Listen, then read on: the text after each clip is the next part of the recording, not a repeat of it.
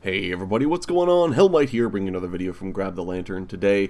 K'Sante's been out for just a small amount of time here, and while he's made a significantly smaller impact on the game than some of 2022's other champion releases, Zeri, I'm looking at you, K'Sante is nonetheless still a champion that can be difficult to handle. Now, naturally, he's been a tank champion, so naturally there aren't as many people playing him, there aren't as many people having trouble with him, but I certainly think K'Sante has a ton of opportunity to really pop off, especially if you don't know what he does and aren't prepared to deal with the tools he brings to the table. So today I wanted to go through how to counter K'Sante, talking in general how you can counteract him, give some ability-specific advice, and then go on to some specific counter picks. In general, I think the biggest weakness K'Sante has is that his kit is pretty defensive in nature. His W is telegraphed and has a very short travel distance, his E also has a short travel distance, and the Q has a slow windup, and as a result of this, K'Sante is very weak in the offensive use case. His ability to initiate a fight is behind even tanks like Braum or Galio. Like, they have an easier time setting up a team fight or pressing their advantage better than K'Sante can, and as a result, it's tough for K'Sante to take fights even if he knows he can win them because of how difficult it is for him to actually close the gap and pick a fight that he knows he wants. I also think that a lot of K'Sante's abilities either have obvious places for counterplay or have very big trade-offs that if you know what they do, you can counteract them. So let's just go ahead and talk about his abilities and what you can do to counter each of them, especially in lane. First up, K'Sante's Q. The biggest counterplay that I see with K'Sante's Q is that the counterplay is the exact same as Yasuo and Yone's Q, right? It's basically the same thing. You have 2 hits, it's a low cooldown, 3-hit ability, there's a bonus effect on the 3rd hit, and while Yasuo fires the Nado and Yone dashes, K'Sante instead fires a shockwave that pulls you towards him.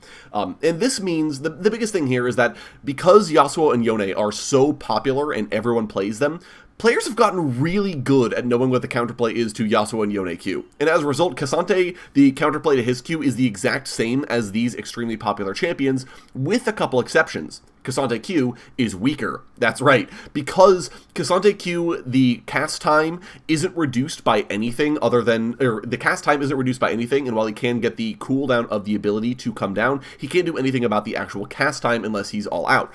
As a result of this, you can see K'Sante winding up a Q from like a mile away, and especially can see the shockwave being fired from like a mile away. And as a result of this, it's really hard for K'Sante to hit anything other than the most point-blank Q3s against a target, or if he does something else to try and make that slightly easier to hit.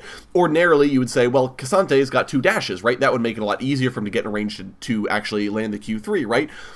Yes, but also, because his W, he has to channel to increase the dash distance, and because the dash distance is so impossibly short, even if K'Sante goes for the W dash into a Q3, you're going to see that coming, and you're never going to get hit by it. And the E as well is such a short dash distance that even though he can cast other abilities in the middle of his E, it's just straight up not enough for K'Sante to actually land the Q3 with any degree of reliability, unless you're just not moving, or otherwise you're just not paying attention to where he might be firing it, right? It's really, really hard for him to land, and as a result of this, if you just pay attention to the aura around K'Sante when his Q3 is available, you'll very rarely, if ever, get hit by a Q3 without K'Sante either completely out-predicting you, or otherwise there's something else going on, like a lot of CC landing on you at the same time.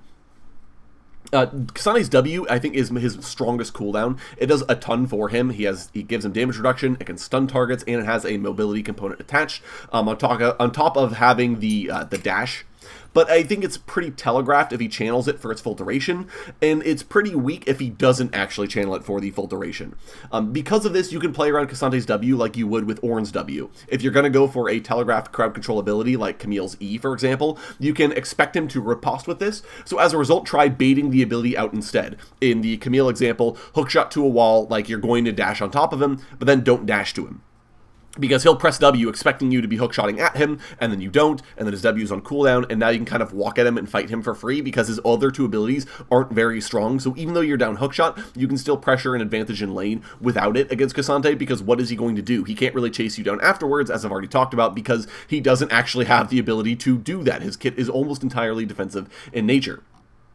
Kasande's E is a pretty mediocre ability overall. The fact that it has a fairly low mana cost and cooldown means that even if the shield itself doesn't block the entirety of your damage, he can mitigate sort of multiple instances of damage across a laning phase, just a little bit every time, but that little bit can add up. It's also a low cooldown, which means that if you're going to go for a telegraphed skill shot, Kasande does have an ability that's almost always available that he can potentially dodge with it. Again, the distance it dashes isn't very long, but it is something for him to try and use. So in that regard, keep it in mind that he does have this little tiny bit of extra mobility and try to close the gap just a little bit more than you would otherwise would in order to make it so it's harder for him to actually completely dodge it with his E.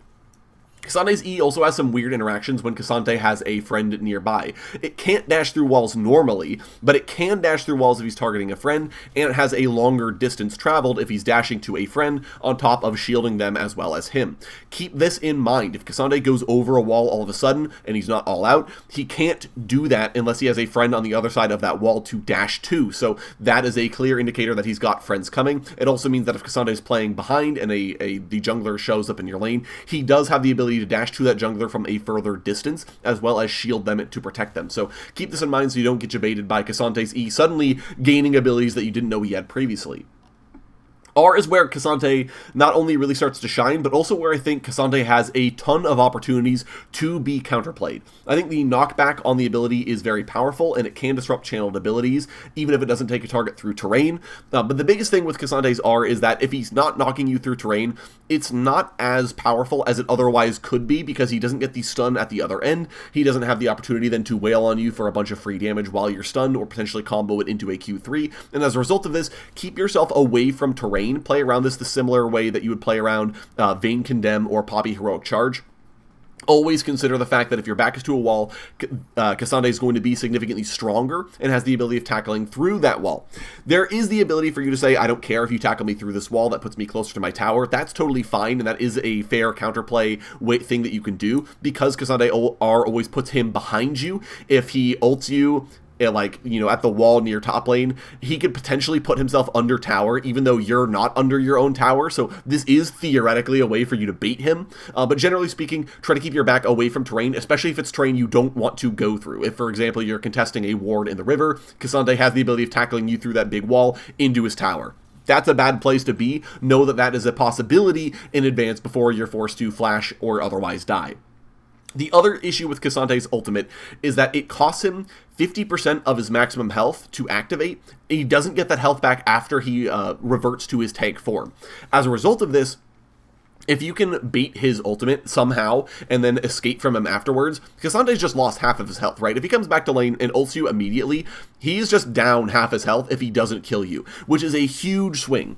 The other thing that Kasande's R does for him is it fully converts him from a main tank, right, a big beefy brawler that doesn't do any damage but is very durable, into a skirmisher, a sort of light fighter with a lot of mobility and a lot of damage, and doesn't care who you are, he's going to be able to do damage to you regardless, even if you were previously a tank. As a result of this, he has the ability to have kill threat against you if he goes all out, even if you're a tank, but he becomes a champion that can now be focused down and can now be bursted down. This is a very important concept to keep in mind, because it does mean that even if Kasande goes all out, you have the ability to fight him because of the fact that he just is significantly squishier than he used to be. Now, Kasande can leave his ultimate at any time. He can tackle you through a wall and just immediately swap back to his big tank form if all he wanted to do is remove you from the play. So keep an eye on Kasande's weapons. If he has the big beat sticks available, he's a tank. If he has the slicers, he's a skirmisher. So keep that in mind while you're fighting him, and if you do see at any point his weapons turn back into the beat sticks, he is back into a tank, he's no longer a burstable champion, and you have to deal with the fact that he's going to have a lot of durability. Kasande also gets his W off cooldown immediately after he ults. So even though you've seen him use it before, if he presses R, you have to assume his W is available, because, well, it is, and he will have that ability to give him the extra dash. That said, Kasande does trade out almost all of his crowd control during his ultimate. His Q no longer slows, and his W no longer stuns. That said, he doesn't lose the shock back on his Q3. So if you're expecting him to have no crowd control once he's ulted, that is a mistake, and you should definitely still be on the lookout for a Q3 shockwave, especially because it travels significantly faster when he is all out. Moving on to counter picks here, I think there are quite a few things that you can do to deal with K'Sante. I'm mostly going to talk about top lane here because even though K'Sante could theoretically play in the jungle or at support, I think neither of those two are particularly good. Jungle K'Sante can clear fine, but he can't gank worth a damn because, as mentioned before, he just has such a passive kit that really limits his ability to play offensively that, like, he ganks worse than, like, Master Yi. I really don't know how K'Sante ever possibly ganks somebody. And his support, because of the way in which K'Sante's ultimate works, I feel like his support is very bad. Unless he tries to build full tank on a support income, which is a terrible idea, he's building items that are giving him mana regen and health regen, which are fine, but they're not giving him the raw stats that he can then convert into damage with his ultimate, and as a result of this, K'Sante ends up being, I think, significantly weaker at the support position, and probably wouldn't do much of anything at that role. So I'm mostly just going to talk about countering him in the top lane specifically, and there are a lot of ways of dealing with him. Kayle or other scaling top lane picks like Gangplank just kind of laugh at K'Sante's inability to gap close and punish them. K'Sante has exactly 5 levels to do anything to Kayle, period, and after those 5 levels, Kayle is just going to rain damage upon him while scaling into her full late game form. There's literally nothing he can do about it. Gangplank is a similar deal. K'Sante can't really close the gap through Gangplank's barrel forest that he can set up, and Gangplank can just kind of cue K'Sante off cooldown without really caring about that.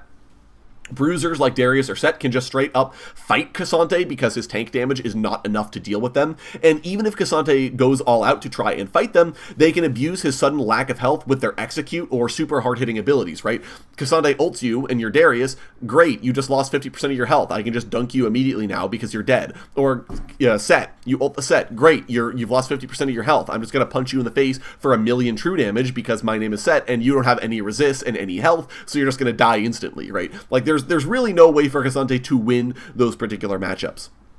I think you absolutely want to be avoiding fellow tank play, mostly because K'Sante as a tank can brawl with other tanks fairly effectively, and if he ever finds an edge, he can just ult you and then shed his tank stats for actual legitimate kill threat. So it turns from a wet noodle fight to suddenly there's lethality. So I wouldn't play main tanks into him, but certainly bruisers or scaling champions top lane, you can sort of play into him for free and not really worry about him altogether.